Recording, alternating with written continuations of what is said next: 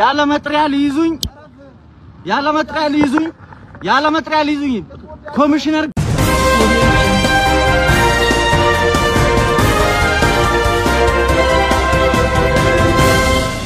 oduu keenya jalqabaatiin Koomishinii mirgoota namooma Itoophiyaa ajjecha qondaala olaanaa ABO obbo Battee Urgeessaa keessaa qaamonni nageenya harka qabaachuu pirezidaantii naannoo Oromiyaa obbo Shimallis Abdiisaatiif xalayaa barreesseen beeksise.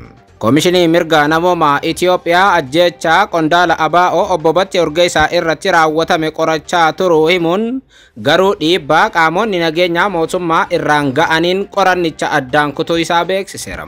Ibsa Koomishinii mirga namooma Itoophiyaa arra baase ilaalchisuun xiinxalaa siyaasaatii fi gameessi siyaasaa Oromoo obbo Jawaar Mohammad waan dubbatan qabu bal'ina ibsa kanaatii fi dubbii Jawaar isin biraan geenya. Oduu biraatiin bulchaan Itoophiyaa ministeerri muummee Abiyyi Ahmad magaalaa Naqamteetti imaluufi jedhame. Imala ministeera muummee Abiyyi kana hordofee Wallaggatti maaltu adeemaa jira gabaasa guutuu ni dhageessu. Oduu biraatiin garee ijaaramuun amantaa Islaamaa arrabsaa turte keessaa tokko kan ta'e Kaffaaloo Tufaa to'annaa seeraa jala oolee jedhame. Gareewwan ifatti ba'uun ergamaa Rabbii ji'a darbee xiqqeessaa turan keessaa tokko kan ta'e Kaffaaloon arra qabamuun isaa ibsameera. Dhimma kanarratti manni maree dhimma Islaamummaa Itoophiyaa maal jedhee gabaasa bal'aa isin biraan geenya. Akka mooltan daawwattoota hordoftoota Anolee Global Media oduuf odeeffannoo keenya galgala kana qabannee dhufneeti jirra. Odeeffannoo keenya ijoo isaa madhageessan guutuu isaa isin biraan geenya. Hanga xumura sagantaa keenyaatti dhaggeeffachuun yaada qabdan gara koomentiitiin nuuf barreessaa. Viidiyoon keenya namoota hedduu bira akka dhaqqabuuf ammoo like, share, subscribe godhuun dagatinaa isiniin jenna. Kallattumaan gara gabaasa bal'aattiin isin qajeelcha. Oduu keenya jalqabaatiin Koomishinii mirgoota namooma Itoophiyaa ajjecha qondaala olaanaa ABO obbo Battee Urgeessaa keessaa qaamonni nageenya harka qabaachuu pirezidaantii naannoo Oromiyaa obbo Shimallis Abdiisaatiif xalayaa barreesseen beeksise. Gareen qorannoo Koomishinii mirgoota namooma Itoophiyaa dhimma ajjecha qondaala olaanaa siyaasaa ABO obbo Battee Urgeessaa irratti ragaa namoota sassaabuu erga eegalee guyyaa 3 booda qorannoo jalqabe akka addaan kutuuf dirqamu xalayaan koomishinichi pirezidaantii mootummaa naannoo Oromiyaa obbo Shimallis Abdiisaatiif erge ni mul'isa. Gareen qorannoo kun ragaa namoota sassaabee ajjecha Battee Urgeessaa irratti haalota hirmaannaa qaamolee nageenyaa mootummaa agarsiisan argachuu xalayaa kanaan eereeti jira. Xalayaan Koomishinii mirga namooma Itoophiyaa ebla 17 barreessee fi Addis Istaandardi ilaaleera jechuun gabaaseem waajjira pirezidaantii mootummaa naannoo Oromiyaa, waajjira Koomishinii poolisii Oromiyaa, waajjira abbaa alangaa Oromiyaa, waajjira bulchiinsaaf nageenya Oromiyaatiif ergamuu miidiyaan kun gabaaseera. Xalayaan fuula lama qabu kun obbo Battee Urgeessaa naannoo Oromiyaa godina Shawaa Bahaa magaalaa Maqiitti ajjeefamuu kan mirkaneesse yoo ta'u ebla 10/2024 akkuma odeeffannoon kun isa qaqqabeen ogeeyyiin qorannoo naannoo sanatti hojjetan bobbaasuun hojii ragaa fi odeeffannoo walitti qabuu eegaluu Koomishinii mirga namoomaa Itoophiyaa ibseera.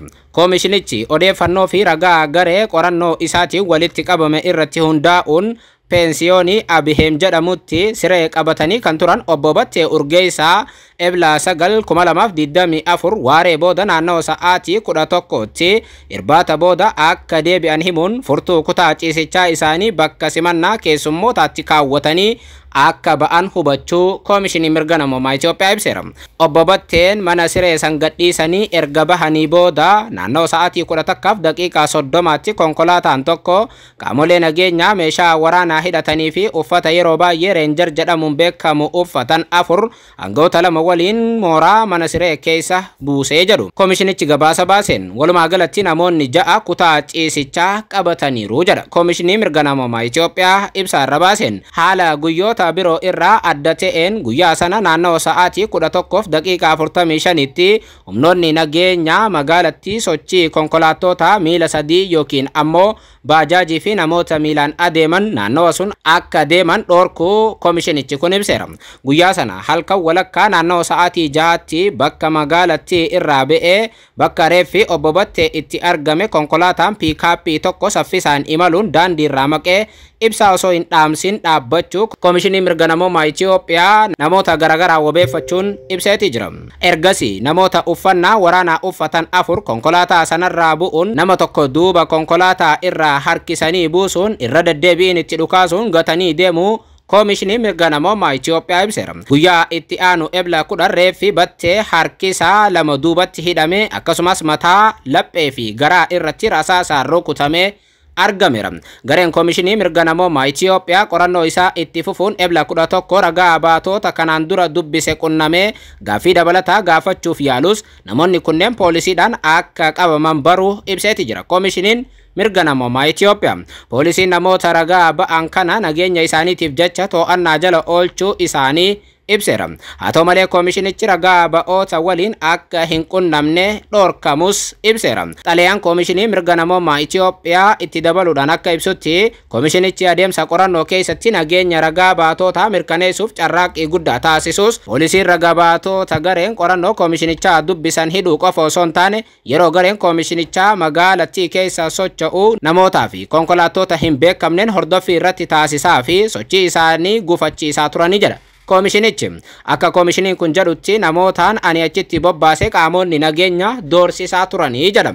Kana malees poolisiin miseensota maatii Battee Urgeessaa kanneen qorannoo koomishinichaatiif tumsaa turanis to'annaa jala oolcheera jechuun Koomishinii Mirga Namoomaa Itoophiyaa qaamolee nageenya mootummaa himateera. Sababa kanaaf Koomishinii Mirga Namoomaa Itoophiyaa nageenya ogeeyyii qorannoo ragaaleetii fi namoota qorannoo kana keessatti hirmaatanii mirkaneessuuf koomishinichi hojii ragaa walitti qabu ebla 12/2024 magaalattii keessatti hojjechaa ture addaan kutuuf dirqameera jedhama. Kanaas immoo qaamota nageenyaatu magaalaa kana nabaasee jedha Koomishinii Mirga Namoomaa Itoophiyaa. Koomishinii Mirga Namoomaa Itoophiyaa erga xalayaa kana ergee as deebi'ee adeemsa itti fufee yoo jiraate jedhee Addis Standard gaafatus Koomishinii Mirga Namoomaa Itoophiyaa deebii isaatiin qorannoo itti fufee gaggeeffamaa jiru irratti yaada akka hin laanne ibseera. Dhimma kana ilaalchisuun xiinxalaa siyaasaatii fi gameessi siyaasaa Oromoo obbo Jawaar Mohammad Koomishinii Mirga Namoomaa Itoophiyaa maaliif qorannoo gaggeessaa ture ibsuu sodaatee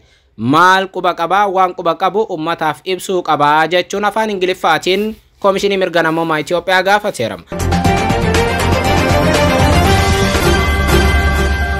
Oduu biraatiin Ministeerri Muummee Itoophiyaa Abiyyi Ahmad magaalaa Naqamteetti imaluufi jedhame. Imala Abiyyi kana hordofee Wallaggatti taateewwan garagaraa raawwatamaa jirus jedhameera. Bulchaan Itoophiyaa Abiyyi Ahmad waggaa darbe gara magaalaa Naqamteetti imaluun wal waraansa naannoo kanatti adeemaa jiruun karoora misoomaa lixa Oromiyaatti raawwachuuf turre dhiisnee jechuun dubbatanii turan. Akkasumas immoo isa duraan hojjetame iyyuu qaamonni hidhatee balleessaa jira jechuun bulchaan Itoophiyaa waggaadhuma darbe waboo himatanii turan. Amma immoo bu'uuruma misoomaa guddaa tokko achitti dhaabbate eebbisiisuuf garas imaluufi jedhameera. Haaluma kanaan roobii boruu caamsaa 8/2024 bulchaan Itoophiyaa Abiyyi Ahmad imala isaa gara magaalaa Naqamteetti taasisuun warshaa daabboo haadha manaa isaa Giiftii Duree Aadde Zinaash Taayyachootiin ijaarame eebbisiisuuf jira jedhameera. Imala bulchaan Itoophiyaa gara magaalaa Naqamteetti taasisu wal qabatee godinoota Wallaggaa 4 irraa namoonni 500 dirqamaan akka argamaniif qajeelfamni kan darbe yoo ta'u godina Wallaggaa keessumaa magaalaa Naqamtee irraa ummata hedduu istaadiyeemii seensisuun akka simannaa taasisaniif dirqamni gubbaa darbee jira jedhameera. Sababa kanaan magaalaa Naqamtee keessatti eegumsi cimaan sakattaan cimaan magaalattii keessatti raawwatamaa jiras jedhameera. Akka odeeffannoon chibee agarsiisutti godina Wallagga Bahaatii fi magaalichatti qophii kana itti aanaa pirezidaantii naannoo Oromiyaa obbo Awwaluu Abdiitiin qajeelfamni kennamaa jira jedhu. Raawwiin isaatiis kallattiidhaan pirezidaantii mootummaa naannoo Oromiyaa obbo Shimallis Abdiisaatiif haga galgala kanaatti dhiyaachaa jira jedhameera. Akka odeeffannoon achibee agarsiisutti bulchaan Itoophiyaa kun magaalaa Naqamteettis hawaasallee mariisisuu mala jedhameeti jira. Guyyaa boruu bulchaan Itoophiyaa walumaa galatti Naqamteetti imaluu isaaniiti.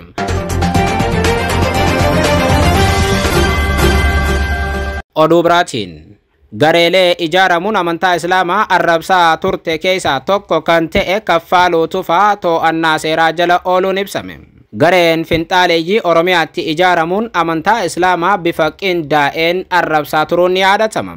Ji'a darbe ebla 5 irraa jalqabuun gareen finxaaleeyyii ergama diinaa fudhattee Islaamummaa arrabsuu fi Oromiyaatti walitti bu'iinsa amantaa akka kaasuuf yaalaa turuun kan beekamudha. Gareen kun hordoftoota amantaa waaqeffannaa kan ta'anii fi ajajamuudhaan yookiin ammoo diina irraa ajaja garagaraa fudhachuun yeroo garagaraatti amantaa Islaamaa arrabsuun kan beekamanidha. Ebla keessa immoo bifa qindaa'een gareen kun Islaamummaa haala argamee hin beekneen arrabsuu, ergamaa Rabbii xiqqeessuu fi hordoftoota amantaa Islaamaa arrabsaa turaniiru. Gaafa sana irraa jalqabee hawaasni muslimaa gareen finxaaleeyyii ergamaa Rabbiitii fi hordoftoota amantaa Islaamaa arrabsitu tunneen seeraan akka gaafatamtu mana mareetii fi mootummaa gaafachaa turan. Dhimma kanas manni maree dhimma Islaamaa Itiyoophiyaatii fi magaalaa Finfinnee darbee ammoo manni maree dhimma Islaamaa naannoo Oromiyaa garee kana seeraan akka gaafatu ibsa baasaniin ibsanii turan. Haa ta'u malee gareen sun osoo hin qabamin jiini sun dhumee jiini lammaffaanis dhumurratti argama. Amma turtii ji'a tokkootiin booda garee sun keessaa tokko kan ta'ee fi ifatti ba'uun jecha ergamaa Rabbii hin madaalleen ergamaa Rabbii xiqqeessaa kan ture Kaffaaluu Tufaa guyyaa har'aa to'annaa seeraa jala ooluun gabaafameera. Guyyaa har'aa miidiyaa hawaasaa gubbatti hedduun namoota viidiyoo inni ofiif of waraabee maxxansee wal jalaa hafarsaa turan. Viidiyoon Kaffaaloon ofiif waraabe kunis ajaja mana murtii malee nan qabinaa jechuun yoo booyu bal'inaa mul'isa. Haa ta'u malee to'annaa seeraa jala oolu Kaffaaloo irratti AGM ammatti qaama qulqulluu irraa waan adda baafatee hin qabu. Darbee ammoo manni maree dhimma Islaamummaa Itiyoophiyaa kan magaalaa Finfinneetii fi naannoo Oromiyaatis qabamuu nama kanaarratti ammaaf homaa hin jenne.